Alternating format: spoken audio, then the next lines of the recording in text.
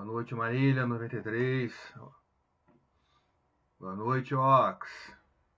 93. Esperar o pessoal ir entrando aqui para depois chamar a convidada. Eu sou pontual, né? Vou esperar o povo entrar aí. Anne, 93, boa noite. Tamo junto, Ox. Vamos esperar o povo dar uma presencinha, que aí o Insta avisa o povo que a gente está online. Hoje vamos conversar sobre mitologia nórdica, magia nórdica, esse crossover entre magia nórdica, Telemann. Esse crossover esperado há muitos séculos. A Guilda tá aí, Helga tá aí. Vamos esperar um povo entrar, daqui a pouco eu te chamo. Boa noite, Helga. Buenas. Como é que é boa noite em escandinavo, norueguês?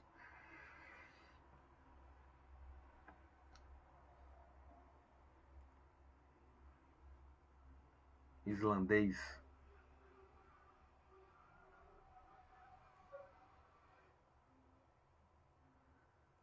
Calma, povo, vamos entrando aí.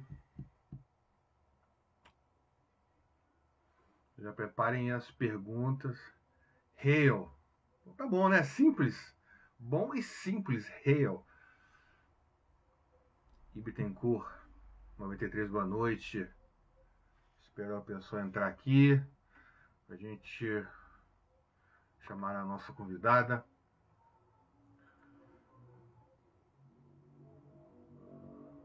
Vamos lá. Já vão pensando nas perguntas aí. Gute Nacht. Parece em alemão. Gute Nacht. Gott Nacht.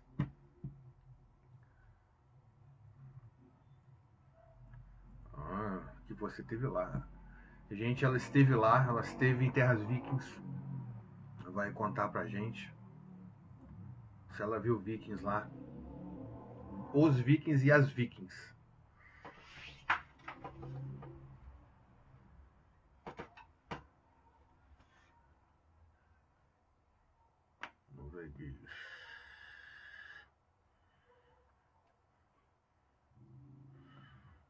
Vamos esperar um pouquinho. 10h03 ainda. 10h05 por aí já vou chamar a Helga. Getro 93, boa noite. Pessoal tá se arrumando para entrar para ver a live. Penteando o cabelo, tomando banho. Vamos lá.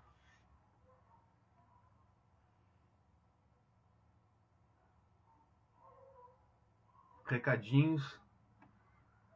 Novembro, dia 1, 2 e 3, Enob, lá em São Paulo. Encontro Nacional dos Ocultistas no Brasil. Promovido pelo Frater Magog. Vai passar.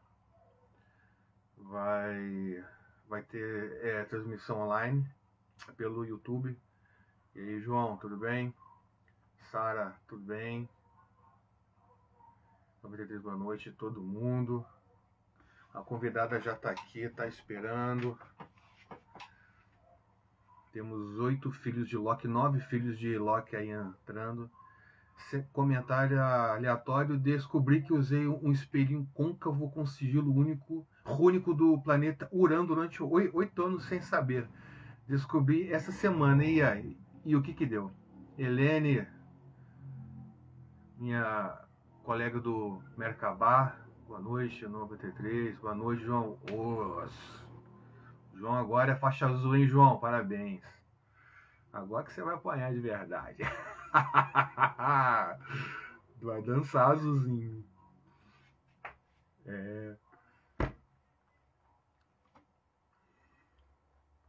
Vamos. 10h05, gente. Vamos. Eu vou chamar a nossa convidada pra gente já começar.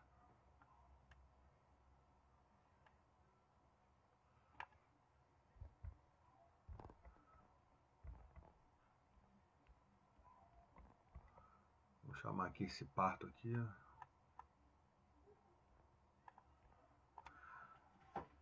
Já... Vamos ver se vai entrar primeira. Foi. E boa noite. Ei, boa noite. Tudo bem? Tudo jóia. Já entrou, então. Márcio Silva, 93, boa noite. Então, vamos. Eu pensei em dois começos. Vamos para o começo número 1. Fala um pouco sobre você, como é que você entrou nessa vida de Wolfar? Pois é, o paganismo nórdico ele me pegou no meio do caminho da bruxaria natural, né? Da bruxaria natural, depois da bruxaria tradicional. Só um minutinho, porque além de tudo eu sou mãe, né? Sim. Amor, pega o Rafinha aqui, por favor. Seja tranquilo. Pai, tá dormindo. Tá Então, ela já bom. falou que ela foi mais ou menos Esse horário, normalmente, as crianças já estão dormindo. Mas, Lady Murphy... Muito bacana, vai? Não. Vai lá pegar o negócio do seu aniversário pra mostrar ao papai, os seus presentes de aniversário. Mostra lá, papai. Pronto. Bom, eu não tinha tantos filhos na época, então eu tinha mais tempo de conhecer caminhos diferentes. E dentro da bruxaria, né? O meu primeiro contato com o panteão nórdico, na verdade, foi através da cultura pop, né? Da saga dos Cavaleiros do Zodíaco, a Safira de Odin. Era uma saga derivada do Cavaleiros do Zodíaco e a gente já denuncia a idade, né? Porque passava na manchete. Mas foi meu primeiro contato, foi quando eu descobri que existiam os deuses nórdicos, né? Durante a minha adolescência, eu sempre gostei muito de pesquisar, me apaixonei pelo panteão egípcio, me apaixonei pelo panteão helênico, tive várias paixões, assim, né? Mas depois, na fase adulta, foi que eu tive um amadurecimento maior dentro da bruxaria. Foi quando eu conheci as runas. E quando eu conheci as runas, eu comecei a querer me aprofundar no conhecimento das runas. E chegou um momento em que eu percebi que o caminho que eu estava seguindo das runas já não tinha mais dentro do caminho moderno, né, caminhos para que eu pudesse buscar. Então eu quis buscar dentro do caminho ancestral, eu quis buscar um caminho mais antigo, mais tradicional das runas, para poder conhecer mais a respeito das runas. Foi quando eu busquei um mestre escandinavo e uma mestra escandinava que trilhavam o caminho da magia ancestral. E aí eu mudei completamente o meu caminho de runas. Eu passei a trabalhar com a magia nórdica tradicional. E foi quando eu, assim, recomecei, digamos, né, no caminho. Porque eu não gosto de desmerecer nenhum caminho. Eu entendo que todo conhecimento ele é adicionado ao nosso caminho, né? Tem muita gente que começa no caminho ancestral e desmerece o moderno ou desmerece o caos. E eu acho que você adiciona conhecimento. Conhecimento nunca é demais. Então, eu acho que caminhos as pessoas, principalmente o magista, né? Ele é um grande experimentador. Então, eu acredito que quanto mais você adiciona de caminhos, mais possibilidades você tem dentro do campo de trabalho, né? Mas eu me apaixonei pelo caminho ancestral. E dentro do caminho ancestral, eu comecei a conhecer os grandes mestres de runas, né? A história dos grandes mestres de runas. E comecei a perceber a grande conexão deles com o ocultismo. E isso acabou me trazendo também uma conexão maior com o caminho ancestral. Foi isso que me trouxe para a guilda, né? A guilda acabou crescendo junto com esse caminho que eu fui trilhando. Quando você diz magia ancestral, o que é isso, especificamente? As runas, a tradição nórdica, ela passa por um renascimento no romantismo do século XIX, por uma recriação, né?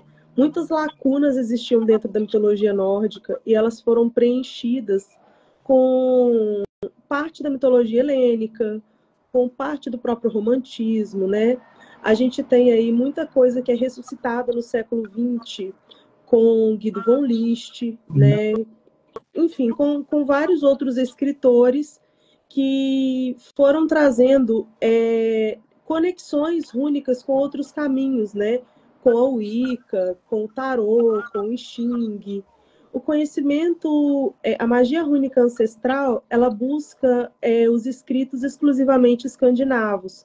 Então, ela busca o significado das runas para os escandinavos, ela busca os escritos da era viking, ela busca exclusivamente o trabalho da magia oralizada daquele povo, daquela época, e que foi, né, passado de forma tradicional, oral ou escrita. Essa que é a diferença. Tá. Pelo nome, vocês tá dentro desse conceito de magia ancestral, invocações de ancestrais, por exemplo? Não, necromancia, vamos assim dizer. não. A magia de necromancia, dentro da tradição nórdica, é o Seidr, né? A magia de transe. Sim. Então, existe sim um caminho todo para necromancia, existe sim todo um caminho voltado para isso, né? Nós usamos Galdra, que são encantamentos específicos para trabalhar a necromancia, mas não necessariamente você só consegue fazer isso utilizando um caminho rúnico, por exemplo. É um caminho mágico muito vasto, muito completo. Então, normalmente, para se trabalhar necromancia, se usaria o Seidr. Mas no sentido de invocar ancestrais, né, é possível se fazer isso, mesmo as pessoas que trabalham com a magia moderna conseguem fazer um culto de ancestrais, conseguem fazer algo nesse sentido, né? A gente usa, às vezes, esse termo para poder diferenciar no sentido de manter aquilo que é ancestral vivo, não permitir que aquilo morra no sentido cultural e histórico, mas não necessariamente de se fazer invocações. Tá. E as runas, elas são elementos essenciais desse processo ou dá para fazer sem runas? Como é que é? As runas, elas são o que nós chamamos de sinais gráficos de sons. Uhum. Então, elas sempre vão ter, dentro de um contexto ancestral, um significado de uma palavra. Sim. O verbo é o principal elemento da magia nórdica. Então, a palavra é o que tem mais poder dentro da tradição nórdica. Por isso que o Galdra, né, que é a magia, o encantamento falado dentro da lei da feitiçaria, do Galdralag, é a magia mais popular, é a magia mais usada. As bruxas, né, quando elas eram julgadas, elas eram muito julgadas pelo que elas falavam, pelo que elas prometiam às pessoas, né, pelas pragas rogadas, né. As pessoas tinham muito mais medo da praga rogada, daquilo que a pessoa falava, do que da prática em si. Porque a palavra tinha muito poder. Sim, né? Então, assim, era muito difícil uma pessoa seguir um caminho mágico único. A grande maioria das pessoas que seguiam um caminho mágico seguiam ele pelo Fjolkoningr, ou seguiam ele pelo Trolldom, ou seguiam ele pelo Galdr, ou seguiam ele pelo Seidr. Mas, assim, pelas runas, era um caminho muito mais difícil, porque você precisava ser alfabetizado para seguir. E ser alfabetizado antes da Idade Média era uma coisa muito difícil, né? É porque quando surgiram as runas, assim, a escrita não é uma coisa fácil, é uma coisa que consome tempo e energia. Pra gente hoje é fácil, mas assim, a gente não custa nada pegar uma caneta e um papel e fazer alguma coisa, mas fazer esse papel, fazer essa caneta, fazer esse lápis, toda uma indústria, né, que antes não tinha. Então, o processo de escrita não é simples. Né? Então, por isso que as runas até confundem muito runas com pontos riscados de Umbanda, porque a forma é a mais simples de você traçar alguma letra. Com retas. Lembra que diagonais e às vezes até um círculo, mas círculo já é difícil fazer. Né? as pessoas às vezes não sabem, né? A título aqui de informação, para quem não sabe, as runas elas eram entalhadas. Então a pessoa usava ali um cinzel, né? Um martelinho e ia fazendo sulcos na pedra para poder fazer a letra. E depois a pessoa vinha e pintava, porque é uma regra rúnica, né? Saber entalhar e saber tingir. Então a runa ela era feita na pedra, entalhada em pedra, e depois pintada. Da mesma forma era feita na madeira, era feito em osso, era feito no metal. Ela era entalhada em baixo relevo. Então era muito trabalhoso se escrever em runas, né? Por isso que você não tem assim uma saga inteira escrita em runas, porque escrever uma saga inteira ficaria muito difícil. Tem histórias, mas são histórias curtas. E existe a diferença da métrica que eles usam. Essa que é a grande questão para a gente descobrir, né? Tem muita gente que acha que toda pedra rúnica é mágica. Não. A grande maioria das pedras rúnicas são testemunhais. São pedras, são lápides, são pedras que vão falar sobre pessoas que morreram. E são muito importantes, porque muitas delas eram utilizadas até como escrituras de terreno, né? Uhum. Fulano, irmão de ciclano, herdou essa terra. Fulano, irmão de ciclano, que morreu no leste, mandou erguer essa pedra. Quer dizer, meu irmão morreu, eu sou o herdeiro, mandei erguer essa pedra para que as pessoas saibam que agora a terra é minha. Mas os achados mágicos, eles têm uma métrica diferente. A forma de se escrever é diferente. Existem aliterações que as consoantes se repetem de uma forma rítmica e é aquilo ali que faz aquele escrito ser mágico. Tem as invocações, 3 invocações, o pedido, a confirmação, e aquilo ali é aquela métrica que você sabe da diferença quando é só um testemunho e quando a escrita é mágica em runas. Entendi. Então existe a letra isolada e depois tem o alfabeto, todas as regras gramaticais, né? Então não basta a gente entrar num site que converte o alfabeto para você pôr o seu nome em runas, não é assim, né? Não é. Não.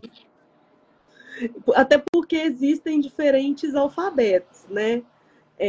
O futarque antigo, ele foi usado do século II, né, até o século V, mais ou menos. No século V, a gente tem uma mudança de língua, então a gente tem um período transicional do século V até o século VII, a gente chama de período de transição, né, da era Wendel ali, período das migrações. Do século VII até o século XIII, que ali acaba abraçando a era viking, né, o merovingio, a gente tem o Younger Futark. Então, os vikings nunca usaram o Futark antigo. Eles não conheciam o Futark antigo, eles usavam o Younger, né? Então, eles, usando o Younger Futark, que tinha 16 runas, eles tinham 3 diferentes variações do Younger Futark. Ramo longo, ramo curto e sem ramo.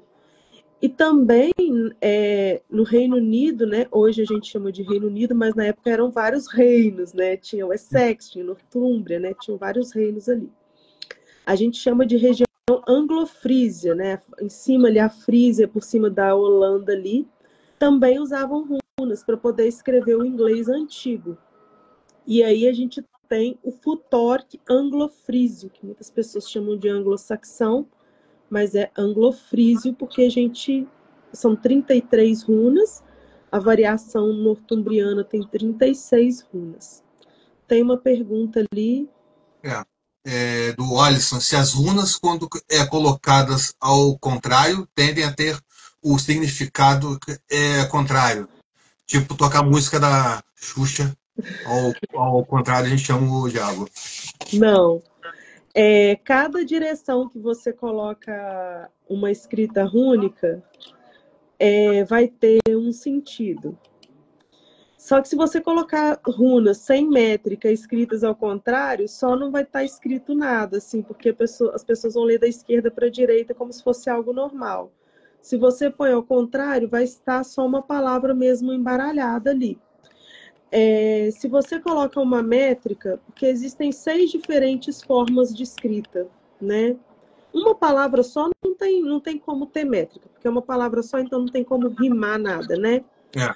Mas se você coloca ela de trás para frente, não tem problema, não acontece nada. Só que se você coloca essa palavra de trás para frente, e aí você recita o Galdar de cada uma dessas runas, com o provérbio rúnico de 1, 2 e 3 linhas de cada uma, fazendo a troca proporcional de cada uma, colocando ali a magia de cada letra, de cada runa, você pode despertar o que aquela palavra significa. E aí sim você pode transformar aquela palavra em algo mágico. E você pode criar o que a gente chama de samstava, né? Que muita gente acha que é uma bind rune, mas se chama samstava. Que é você esconder uma palavra num único sigilo. Você escreve aquela palavra, faz um único ramo, né? E você escreve em runas naquele único ramo ali, fazendo uma palavra escondida num sigilo mágico ali, né? Bacana. Aí fica bacana. E também não é fácil, não é tão simples como a gente acha que é. Primeiro, quase como você tem que falar a língua. E eram poucas pessoas que faziam isso, né? Que tinham esse domínio. Sim.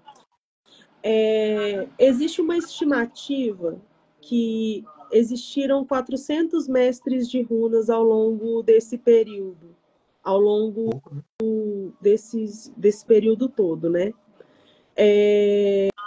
Porque, assim, era um ofício, né? Primeiro era um ofício de família.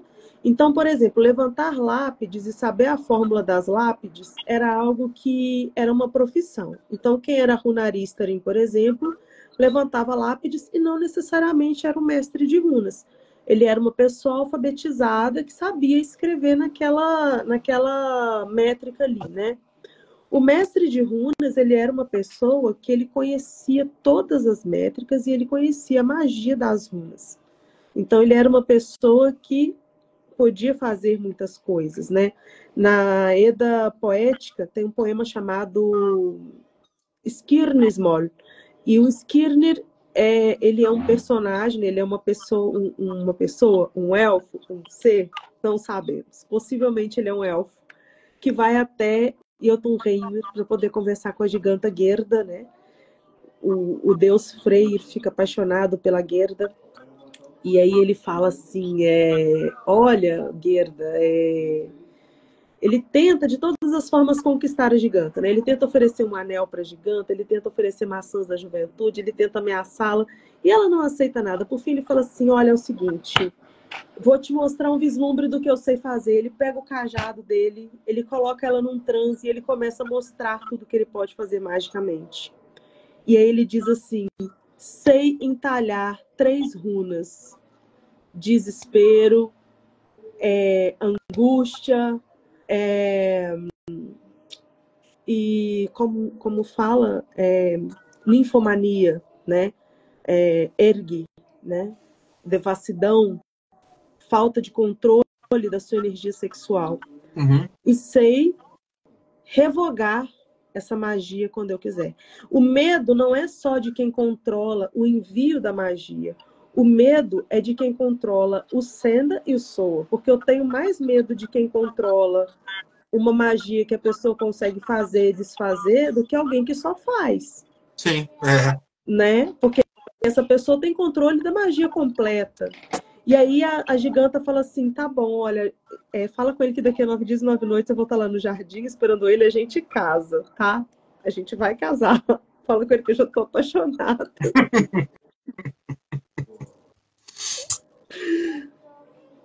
O Alisson, depois a gente vai entrar nessa questão da bússola viking, tá? Por enquanto aí vai ser depois eu entro nessa parte. É muito comum as pessoas falarem que a magia nórdica tem muito a ver com o xamanismo, não é? Com o quê? Com o com xamanismo. isso. Porque tinha um povo. Sim, existem 3 caminhos, né? Existe um caminho acadêmico que acredita que existe um xamanismo exclusivamente nórdico. Existe um grupo acadêmico que acredita que todo xamanismo nórdico é Sami, que é do povo indígena, né? Que existe no norte da Escandinávia. E existe um povo que diz que existe o xamanismo nórdico, mas que ele é de origem Sami. O que se sabe é que o xamanismo nórdico ele existiu de alguma forma, porque nós temos muitos registros, né, de ritos que hoje nós chamamos de xamanismo. Porque muitas vezes as pessoas dizem assim, mas na Eda e na saga não usa a palavra xamanismo. Sim, gente, porque a palavra xamanismo não é nórdica, é uma palavra siberiana. Uma palavra que tem uma origem, inclusive aqui no Brasil, nenhum pajé vai se chamar de xamã. Exatamente. Só os pajés de apartamento, né? Os chai urbano aí que vão se chamar de xamãzinho. Porque um pajé nascido, criado dentro de um povo, né? Dentro de uma aldeia, um pajé indígena de qualquer povo. Inclusive, abrindo um parêntese aqui, eu gostaria de saudar todas as parentes aí pelo Dia Internacional, pelo Dia Nacional da Mulher Indígena, que é hoje. Eu sou descendente do povo Puri e eu tenho muita honra disso, né? Carrego esse legado com muita alegria. Voltando a falar aqui, qualquer povo que trabalhe com xamanismo, dentro de cada povo, a prática xamânica, que é a prática do transe e de trabalhar com com diferentes níveis de mudança de consciência para se trabalhar o físico, mental e espiritual, vai ter um nome, né? Esse nome xamanismo não é nórdico. Mas dentro do trabalho nórdico, Seider significa transe. Sim. Então, Seider ele é um trabalho que mexia com o transe, né? Que trabalhava o transe, que através do transe ele realizava várias coisas, inclusive curas, né? Esse trabalho do Seider, ele era um trabalho muito interessante, é um trabalho muito buscado hoje em dia, e é um trabalho que acabou se tornando muito comercializado, né? Porque tudo que fica muito famoso acaba virando muito comercial. A figura central do Seider é a Seider Kona, que é uma vidente, né? Que é uma pessoa que vai ter ali as visões. Mas a grande questão do Seider é que ele precisa do Gauder para acontecer. Ele precisa do Vardilokkur, que é um canto, e a energia desse canto é a frequência dele que vai segurar a roda.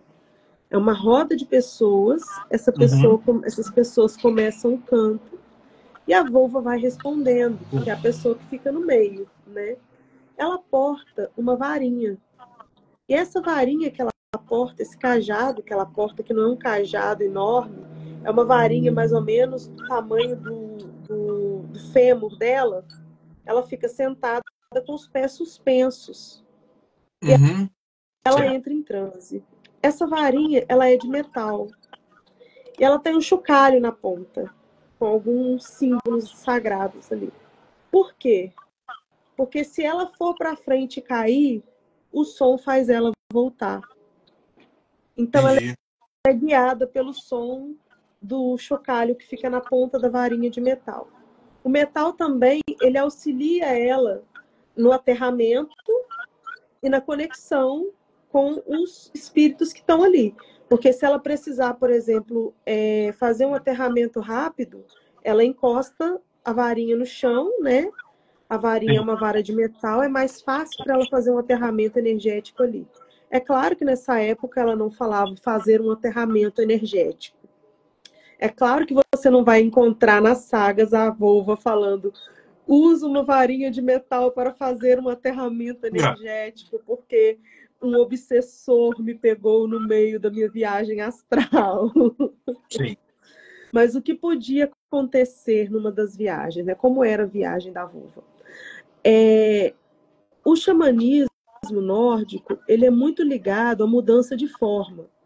Então, a pessoa, você vai ver muitos achados arqueológicos de pessoas se transformando em animais. Então, a cabeça de gente, corpo de animal, cabeça de bicho, corpo de gente, Sim. né? Pessoas com cabeça humana e o corpo de corvo, por exemplo. Por quê? Porque eles, durante o rito, sabe, não sei se você já assistiu Game of Thrones, se vocês já assistiram Game of Thrones aqui. Aquela habilidade dos wargs de deslizar para dentro do corvo, de trocar de peles com os lobos. Visão verde, né? A visão verde e o troca-peles, né? O warg. É uma habilidade do Seider, você deslizar para dentro de um animal com quem você tem um contato. Então, por exemplo, você tem ali um lobo, um cão, um gato, que está sempre te acompanhando. Você desenvolve a habilidade de usar aquele animal para que você possa estar através dele vendo coisas que você não veria. Por isso que eles podiam ver através dos corvos, porque eles deslizavam para dentro do corvo e usavam a visão do corvo. Além da troca de peles, né, existia necromancia, existia, né, diferentes níveis de mudança de alteração de consciência, né? E muitas vezes as pessoas me perguntam assim, e a questão da incorporação? Gente, é muito difícil a gente afirmar algumas coisas, porque os conceitos que a gente tem hoje, da Umbanda, do kardecismo, Sim. quando a gente pega para poder ler, é muito complicado, mas o que a gente tem de registro? A gente tem um registro muito interessante em uma saga que conta de um Skald que ele psicografava. Ele dormia, né, ele tinha um estado de transe em que ele via seres e esses seres faziam ele escrever poesias e essas poesias eram proféticas. Então ele escrevia poemas proféticos, né? Então era uma espécie de psicografia. Aí já bem pós era viking, mas era uma realidade que acontecia. Então assim, existia esse contato, existia essa mediunidade, existia esse xamanismo, mas não de uma forma como hoje a gente coloca nos moldes que a gente tem hoje. É muito mais uma coisa conceitual do que uma coisa com esse título, dentro dessa caixa que a gente conhece hoje. Até o que a gente tem hoje, o que a gente chama de cultura afro, não é muito o que acontece. Ou Acho que lá não é assim, né? Aqui, não é? Tem muita influência do espiritismo, não é? Quando derivou Umbanda, por exemplo, e a Quimbanda, né? Por exemplo, uma pessoa recebe mais de um, né? Tem relatos que, por exemplo, aqui mesmo no Brasil não era assim, e eram poucas pessoas, então, enfim, quando a gente coloca no século XX, realmente não dá para comparar, que é uma outra realidade, difícil, né? E quando você teve lá, você viu algum ritual desse feitos por eles mesmos lá? Então, eu tive a sorte de todo mundo pegar Covid. Foi uma coisa maravilhosa.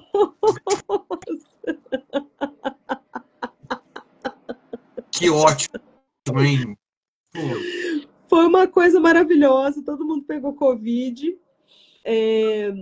A gente tinha preparado, né, para poder fazer um blote, na verdade, nem ia ser um rito de Seider, ia ser um blote que a gente ia fazer, né, que, para quem não sabe, blote é um ritual sacrificial, né, aos deuses, mas nesse caso não ia ter sacrifício. Normalmente o sacrifício é um sacrifício animal para as pessoas comerem aquele animal ali, como se fosse um churrasco de domingo que a gente faz na roça. Bem parecido com o churrasco de domingo que se faz na roça, porque depois todo mundo come o bicho, limpa o bicho e bebe e come, né? Faz um churrascão. Sim. Inclusive, tinha uma lei sueca, para quem não sabe, uma curiosidade, no século XIV, que proibia churrasco em família se tivesse muita gente, porque com certeza era sacrificado ao diabo. É, sim. Porque a magia nórdica ela sofreu muito com o cristianismo, né? Sim, sim. É interessante isso, porque ontem, inclusive, a gente teve uma palestra sobre isso, e no século XI foi quando terminou a Era Viking, né? Sim. Então, teoricamente, a Escandinávia se tornou cristã no século XI. Mas no século XIV, quer dizer, 3 séculos depois, ainda tinham pagãos na Escandinávia, ainda existiam leis sendo criadas proibindo as pessoas a fazerem cultos nas árvores, culto a pedras, e tem achados que são muito interessantes. Assim. Lembra que eu falei que existe uma métrica mágica específica para magia nórdica? Essa métrica ela consiste em 3 invocações, né? Se invoca uma força feminina normalmente, uma força masculina, ou 2 forças complementares que não podem ser rivais e que têm que se complementar, uma terceira força neutra. Existem achados que eles invocam Maria, Jesus e a força da Terra, do Isso é muito universo, da comum. Lua, e dá-lhe feitiço em cima. Por quê? Porque Maria e Deus faziam parte do panteão. Eles Porque, como entendiam que eles era só eram mais. politeístas, Cristo era mais um Deus, como em Roma Exatamente. também. O cristianismo ele cresceu nesses lugares porque as pessoas aceitavam, mas é mais um Deus? Vem aí. Aí quando eles assumiram o lugar, pum, o comando cortou tudo. Isso é bem de cristão, né? Sim, e aí o que acontecia? Algumas coisas que os cristãos faziam, né?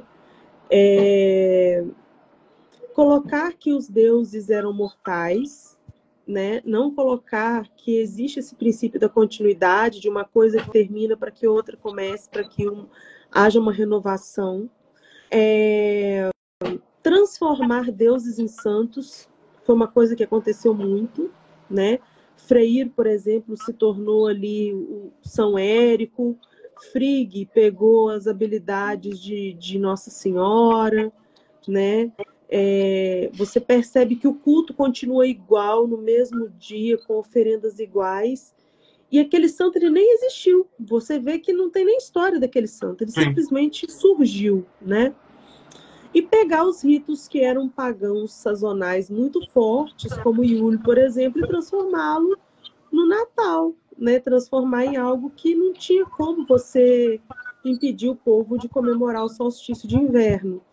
Então, o que eles Sim. faziam? Simplesmente transformavam aquilo ali. Olha, a partir de hoje não é mais o nascimento do Deus só. A partir de hoje é o nascimento de Jesus. Pronto, Exatamente. coloquei. Vocês vão fingir aí que é Jesus e pronto.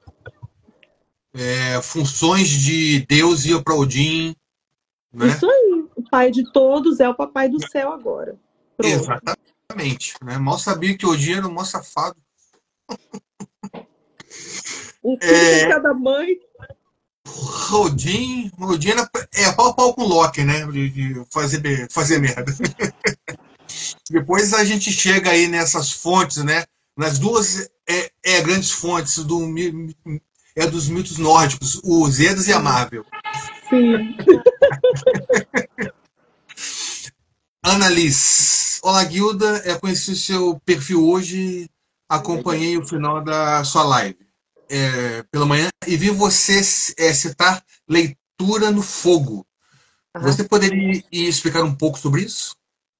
Então, a leitura do fogo, né, a vidência do fogo, muita gente acha que o oráculo nórdico eram as runas, e não era. Desculpa, gente, mas não era. O oráculo nórdico era a espacona, que era a pessoa, a mulher, né, a vidente, que era Sim. um oráculo, né? Mas formas de se ler, né, tradicionalmente, existiam 2 formas ou 3 formas que a gente sabe atestadas que as pessoas liam. A leitura do fogo, que é um tipo de scrying que se fazia com fogo.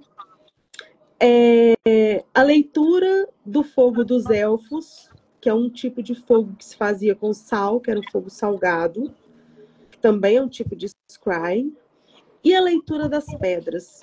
Na leitura das pedras se usava 3 pedras. Era uma pedra de mar, uma pedra de cemitério e uma pedra de montanha, para poder saber de onde tinha vindo o mal que a pessoa estava passando, que a pessoa estava sentindo. E aí você jogava uma pedra contra a outra, né?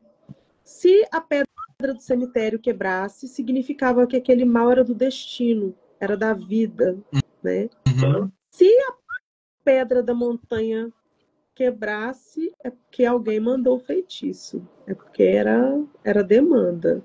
Demanda. Se a pedra do mar quebrasse, é porque a pessoa estava devendo para algum espírito da natureza, para algum ancestral, culto a algum ancestral, algum troll, né?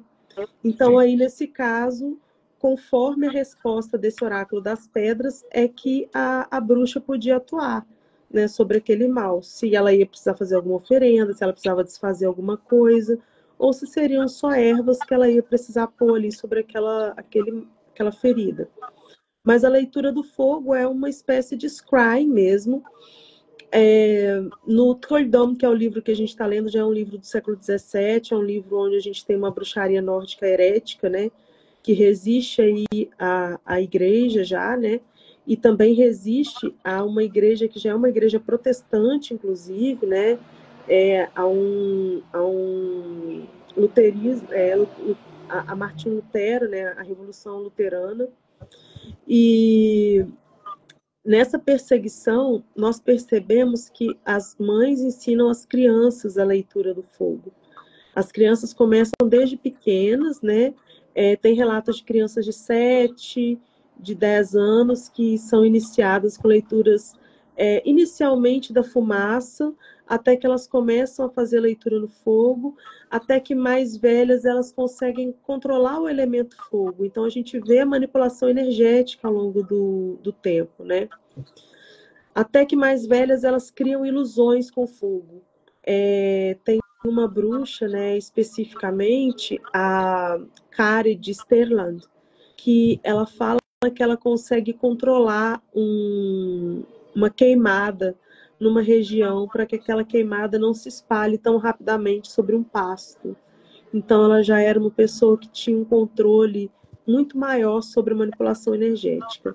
Até onde a gente entende que isso é possível dentro da magia hoje, né, conhecendo o que a gente conhece de magia, a gente sabe que é uma energia possível, mas que se demanda muito de um magista para que ele consiga fazer, que possivelmente demanda muito aí de um clã inteiro para poder trabalhar em cima disso, mas que é uma magia possível de ser feita, né?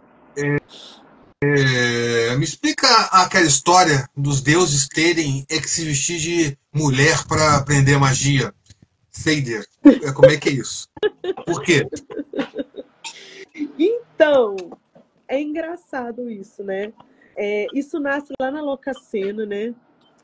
Na verdade, lá na Inglinga Saga, na Saga dos Inglingos, narra a guerra entre os deuses Aesir e os deuses Vanir, e diz que Freya ensina a Odin a magia do Seider em prova de boa confiança, de boa amizade. E não fala que Odin precisou se vestir de mulher para aprender o Seider.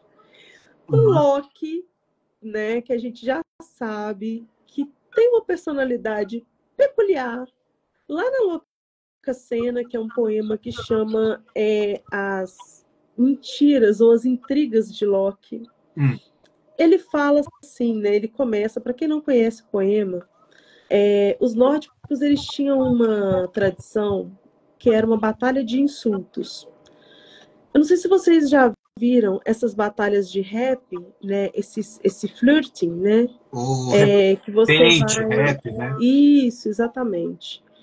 E aí no inglês também tem o yo mama, né? Que você vai falando mal um da mãe do outro, né? Sim. Então, os nórdicos tinham isso. E Loki resolve fazer isso. Resolve puxar um trem desse. Aonde que ele resolve puxar isso? No banquete de Aegir. E Loki, ele não era um cara assim bem quisto mais, porque ele já tinha matado, né? Ele já tinha arquitetado a morte de Balder. Na verdade, Locke, ele é aquele cara que, tipo assim, ele chega no jantar de família e ele vê a pessoa obesa, e a pessoa obesa fala assim, nossa, tô sentindo uma fome. E ele fala assim, sério? Não, porque aí tem comida para 5 anos, minha filha. Se você usar essa reserva aí, né? Vamos trabalhar essa reserva aí. Ele era aquela pessoa que é politicamente incorreta. Sabe? Sim. As pessoas às vezes acham que Locke é o caos, e ele não é exatamente o caos. Ele é a maldade que a maldade A malícia. disfarçada de engraçado, sabe? Aquele pouco confiável. Ele é aquela pessoa que vai, de fato, falar as coisas. Só que ele vai falar de uma forma ácida. Para algumas pessoas que vêm de alguns caminhos mágicos, isso já é comum. Você está acostumado a receber paulada desse jeito, né? Uhum. E aí, o que que acontece? Ele chega nesse jantar e ninguém tinha convidado ele, né? Barram ele na porta, ele já mata o cara de frente e fala, olha, eu vou entrar sim porque eu sou irmão juramentado de Odin. Odin falou que onde ele estiver, eu tô também. Aí deixam ele entrar. Aí ele chega, ei, gente, tudo bem? Boa noite para todo mundo. De menos para aquele esquenta-banco que tá ali na frente do Brag, que não faz porra nenhuma, que só fica tocando essa harpa desafinada o dia inteiro, esquenta-banco. E todo mundo já olha assim para ele. E assim, na malícia, no discurso, é muito difícil ganhar de Locke. Porque ele sabia a fofoca da vida de todo mundo, né? E aí ele fala que Freya dormia com todo mundo, inclusive com o irmão dela. E ninguém desmente o que ele fala. Todo mundo tenta retrucar de uma outra forma. Por exemplo, quando ele fala que Freya dormia com todo mundo, inclusive com o irmão dela, o pai dela fala assim, pequena coisa é dormir com o irmão, mas coisa pior é parir. Aí você está falando de parir por quê? Pior coisa é você ser um rei e vir preso para um outro mundo e ser obrigado a ficar aqui com seus filhos. Isso que é coisa de fêmea. Aí Odin vira para ele e fala assim, coisa de fêmea é o que você tá fazendo agora. Ele vira e fala assim, coisa de fêmea é você que vestiu o vestido e tava lá na Ilha das Mulheres tocando tamborzinho e rebolando. No!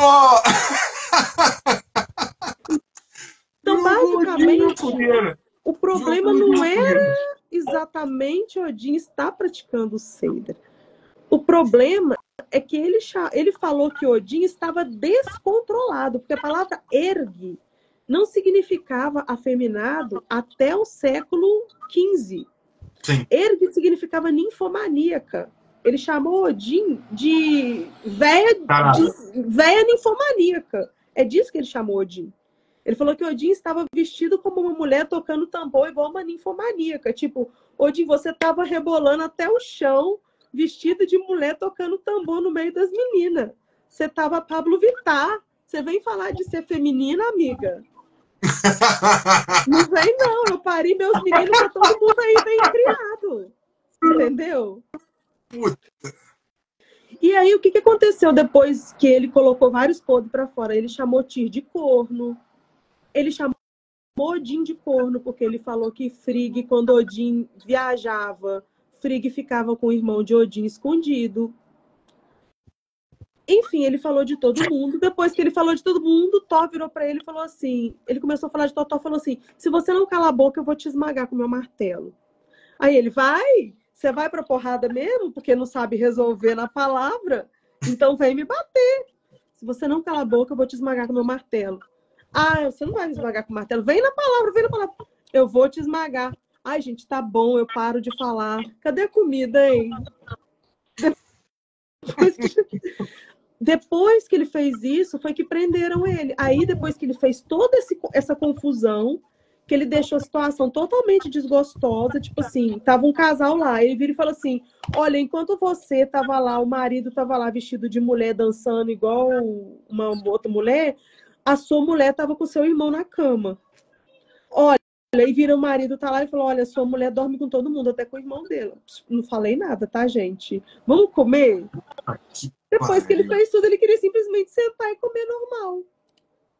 Mas, ou seja, Odin se vestiu de mulher, então. Ele não desmentiu. Thor, pelo menos, a gente sabe que se vestiu, né? O Thor também? Quando? Sim.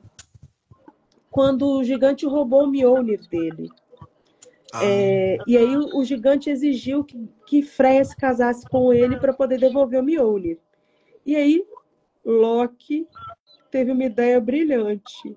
Vamos disfarçar Thor de Freya, levar Thor até Jotunheim, vestido todo de noiva, que ninguém vai perceber que é um homem, que não é Freya. E quando chegar lá, Thor bate no gigante e pega o martelo. E Thor, o problema de tudo é que Thor aceitou a ideia de Loki. O negócio é que as pessoas aceitavam a ideia. Porque Freya ficou com tanto ódio que ela arrebentou o colar dela. Porque ela falou, olha, vocês arrumaram essa confusão, vocês se resolvem aí, porque eu não tenho nada com isso, eu não vou casar com ninguém, tá? E aí, quando Loki viu que tinha dado problema, ele falou assim, olha, Thor, não vai ter problema. Você vai ter que pôr o seu na reta mesmo, entendeu? O que eu posso fazer é a sua make, amiga. Entendi. Vamos colocar um véu. E aí colocaram um véu na cabeça de Thor. E Thor tinha... A única coisa que Thor tinha que fazer era fingir que ele era mulher. Ele comeu 2 bois só na hora que ele chegou. O cara falou, nossa, Freya come, né? O gigante estranhou, né? Aí pediu um pouquinho de cerveja, tomou 4 litros. Falou, nossa, ela bebe para uma mulher, né, menino? Ela enfia o pé, né? Que coisa estranha.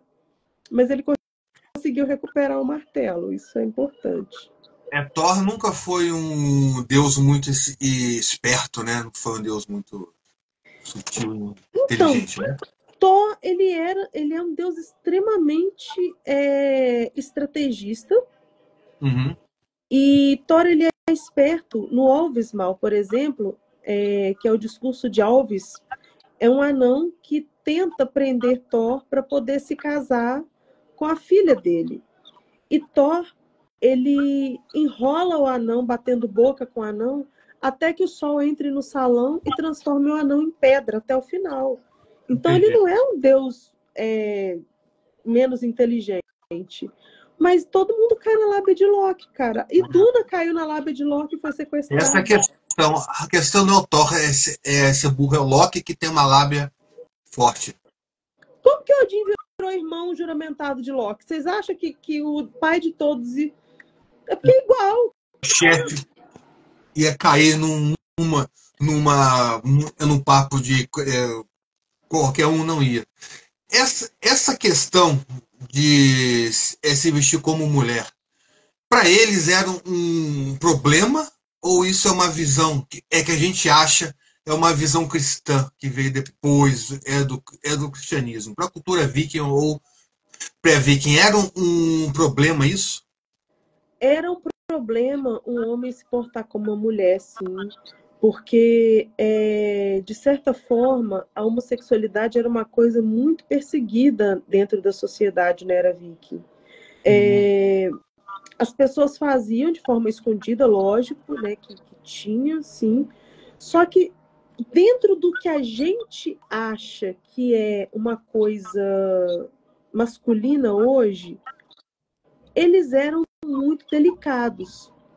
Os homens heterossexuais já eram muito delicados. Por exemplo, quando a gente fala viking, muitas pessoas pensam num homem peludo, bravo, que fala grosso, com a cara pintada. Gente, eles tinham 1,70 m de altura.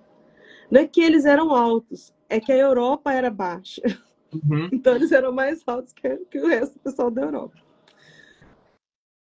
Eles penteavam o cabelo, passavam uma loção de camomila no cabelo, para o cabelo ficar mais dourado no sol.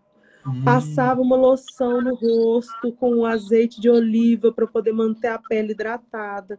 Os homens andavam com kit. Assim, eles tinham um cintinho, aí no cinto tinha um kit com palito de dente, limpador de nariz, limpador de orelha, colherzinha de orelha. Porra. Eles tinham pente. A maioria dos achados, assim, muitos achados rúnicos é pente, que era muito chique ter um pente com o nome da pessoa em runas. Porque tinha um pente de madeira ou de osso com o nome dele, porque eles adoravam pentear o cabelo. Então, eles eram assim, muito preocupados com estética, andavam com roupas muito coloridas. Então, assim, aquela roupa de couro que você pensa, esquece. Eles usavam, por exemplo, uma blusa vermelha com uma calça azul, com uma faixa toda verde, colorida, assim, nos pulsos aqui, assim, uma calça bufante, com uma meia roxa. Então, aquilo ali era sinal de muito rico, entendeu? Com um colar com bastante conta colorida no pescoço. Aquilo ali era ser muito rico para eles. Quanto mais cor na roupa, mais chique, mais macho o cara era, entendeu? E eles eram muito delicados, assim, no sentido de conversar com a mulher, de lidar com a mulher. E isso deixava as europeias desesperadas, né? Porque eles eram cheirosos perto dos outros europeus. Sim. Todo sábado eles tomavam banho, entendeu? Os outros europeus passavam muito tempo. Sábado, para eles, era dia do banho. Porque domingo é dia do sol, segundo dia da lua, cada dia é um dia, né? Sábado era dia do banho, entendeu? Era frio, né? Pra que banho sempre? É só sábado. Só sábado. E outra coisa, tá? Todos os dias de manhã eles faziam a higiene. Limpavam os dentes, passavam coisa nos dentes, limpavam as duas narinas, lavavam o rosto. Era coisa assim, diária, higiene matinal. Era muito aciado. Interessante. Eu vi que você colocou que você estava lendo um livro sobre bruxas, né, do século XVII.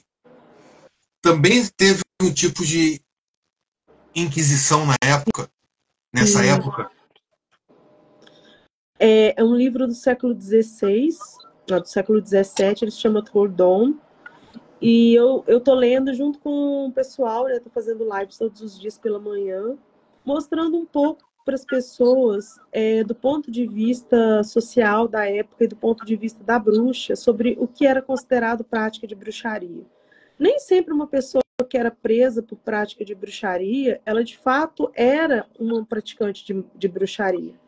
Muitas vezes, igual a pessoa de hoje, por exemplo, não era uma bruxa, né? Ela falou que eu ia sofrer e daí a 4 dias eu fiquei gripado. Ela é uma bruxa. Sim. Nada a ver, né? Mas existiram pessoas que foram presas nessa perseguição. E uma dessas pessoas é diretamente ligada ao caminho mágico das runas, de certa forma.